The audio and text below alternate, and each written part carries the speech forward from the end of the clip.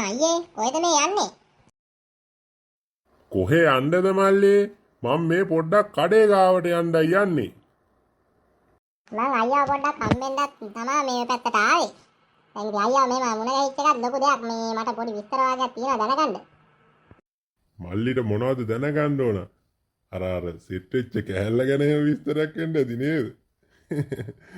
හරි. ඕවා ගැන මම ඉතින් කියලා දෙන්නම්. අවුලක් නෑ. මට එහෙම ප්‍රශ්නයක් නෑ. මල්ලිට කියලා දෙන්න බැරි කමක් නෑ. මං ඉතින් අත්දැකීම් එක්කම කියලා දෙන්නම්කෝ.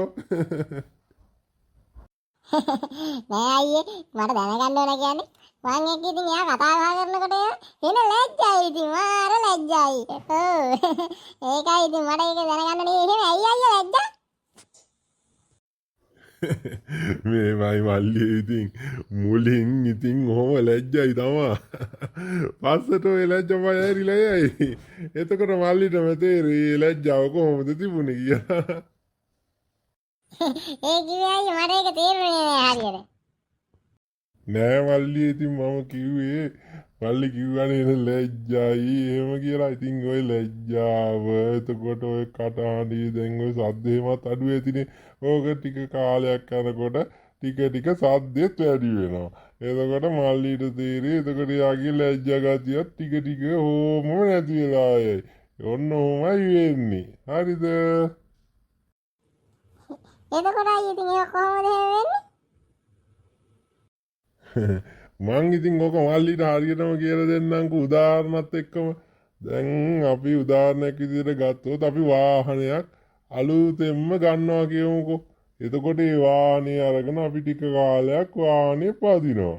එතකොට අපිට පසු කාලීන වාහනේ ටික ඔය අමනං ආමතර කොටස් ගේන පොඩි සද්ද එනවනේ. ඒ සද්ද තියාගෙන අපි දිව්වොත් මොකද වෙන්නේ? තව සද්ද ටික වැඩි වෙනවා මල්ලි. එතකොට සද්ද වැඩි. ඒ වගේ තමයි මේ ඔය ගෑනු කියන කට්ටියත් ඔන්නෝ තමයි ටිකක් පරණ වෙනකොට කච සද්ද එන්න ගන්නවා. ඒක සාමාන්‍ය දෙයක්. ඔන්න ඕකයි විස්තරي. තේරුණාද? අයියා දන්න දේවල්. හරි මල්ලි එහෙනම් මාත් ගිහින් එන්නම්.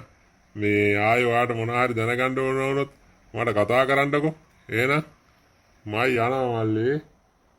හරි අයියේ එහෙනම් මාත් ගිහින් එන්න.